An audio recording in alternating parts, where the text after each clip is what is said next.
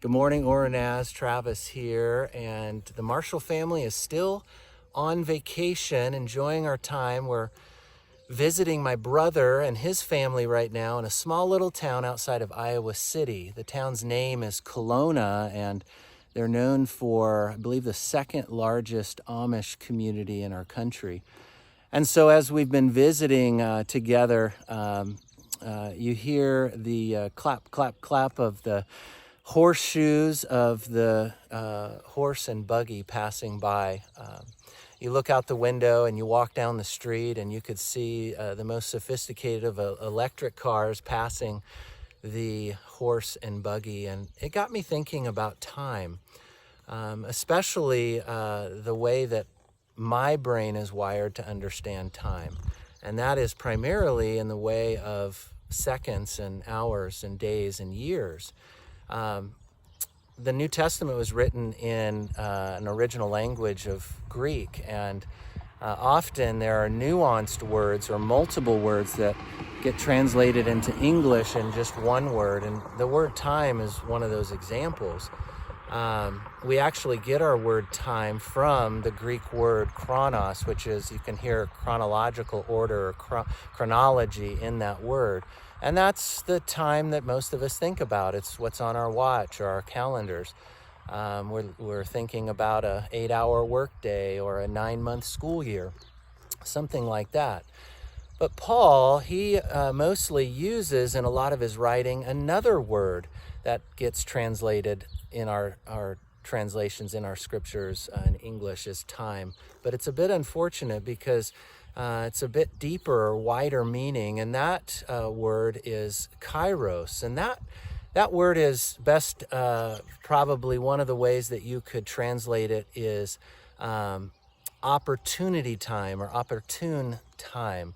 This is something that invites a person into the most important time, and that is the time at hand, the time that is present. And I'm thinking about how much I think about the present time, not as an opportunity, but as something that I need to get through, to step into what's really important. But you see, when I step through that opportune time into what I think is actually the opportune time, I get into this ridiculous rhythm of busyness. It's kind of like driving down the road and looking straight out your window. You can't really focus on anything. And many of us live our lives like that. What if we would actually begin to look at every moment as a sacred opportunity that's inviting us to be fully present? I think our lives would change. I know mine would. And I have glitches of this from time to time. No pun intended there. But from time to time, I have glitches of that in my experience where I can be fully present. But most of the time, I see the time in my life as something that is passing. I've got to get something done. I've got to produce something. And so that is impactful, I think, for us to take an inventory of our life right now. I think we're missing out on really being fully alive the way that the gospel calls us into. But I'm standing in front of a sign right now that kind of sparked my imagination this morning as well. And this is more or less asking this question of time for our church. I think maybe often as a church, we look at time just chronologically and not in that nuanced way of opportune time. Now I'm going to turn the camera around here, and I want you to see this road sign. I have never seen one of these in Oroville before. Slow church zone.